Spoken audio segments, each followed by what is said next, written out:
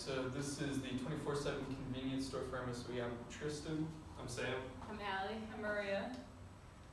So for the objective for this, we had to develop a 24/7 convenience store on MSOE campus in the RWJ cafeteria. This had to be a secure environment, utilizing the student ID to only limit students into the convenience store.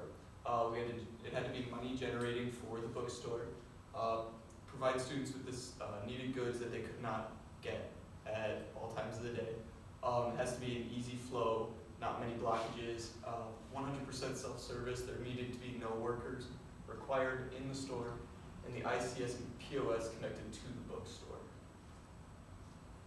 So for the constraints, we had to use less than 500 square feet for the store. There had to be a process intricacy. It had to be 100% self-service, and had to be secure and safe for all students.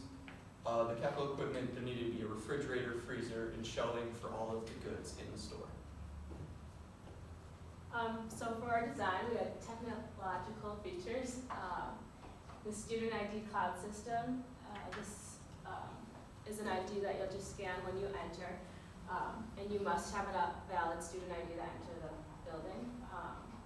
And then this will monitor who enters the store and exits the store. Also we'll have a self-checkout. This allows customers to pay autonomously, and then we will also have cameras throughout the store, which will have a 24/7 surveillance system. And then the cameras will be at multiple angles. And then we also will have security gates. These are RFID gates like you see in stores. It will compare what products the student purchases with what products the student is leaving with. And then we used SSLP to come up with a design. The first two steps were develop charts that depict relationships between stations and establish space requirements. This is part of step one. So we had an entrance, exit, checkout, school supplies, refrigerator, freezer, packaged snacks, fresh produce, healthy section, and toiletries. The main thing out of this is that we didn't want the exit and entrance by each other, just to prevent theft and produce good flow. And then, what else? Yeah, that's it. And so for step 3 was to construct a relationship diagram. And as you see right here, this is step 3. It depicts all of what is in step 1 and in the relationship chart, and it just depicts it visually to see more of the relationships between each other.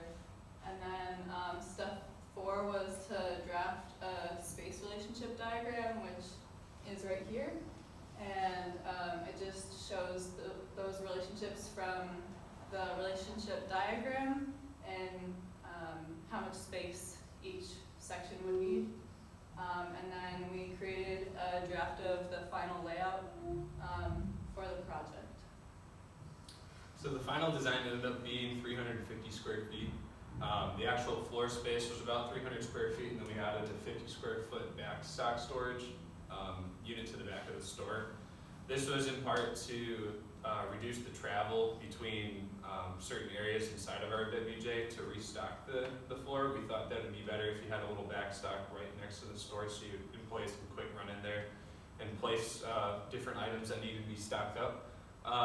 We decided to go with a U-flow throughout the store, and this was partly inspired by what grocery stores do. They try to funnel you back to the back of the store as quickly as you can, and we thought that the U-flow would do that very well and would funnel students in and out of the store quickly.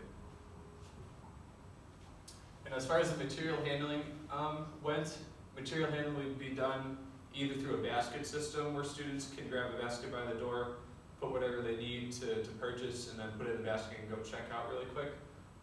As far as stocking would go, we would either have a cart system that employees could put products on and then carry it throughout the store, and then larger shipments of products would be dragged in or carried in through a pallet jack system.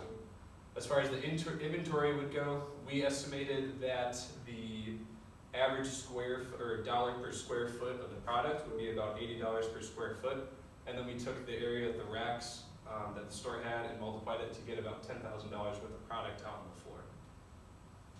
So looking at verification and validation of our final design, we took into account things such as cost, space, technology, the customers, and the overall purpose of what the project entailed. So for the cost, we wanted it to be a low-cost design and to decrease as much investment as we could up front. For the space, we wanted to utilize a majority of the small space that was allotted, which helped with the U-flow and how the store was set up. Along with technology, we wanted to implement cameras, the use of ID scanners with student IDs, and the self-checkout where you wouldn't need a clerk. And we couldn't use like any further technology due to cost. It would just be too expensive, and it wasn't practical for students at MSUE to use.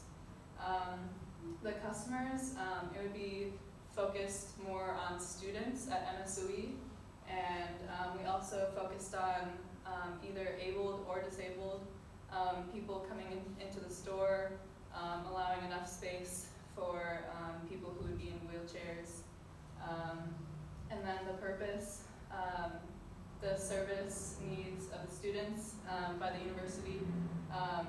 We just wanted to serve the students, and this was a quick go in, get what you need, come out, and just basic necessities for students at MSUE.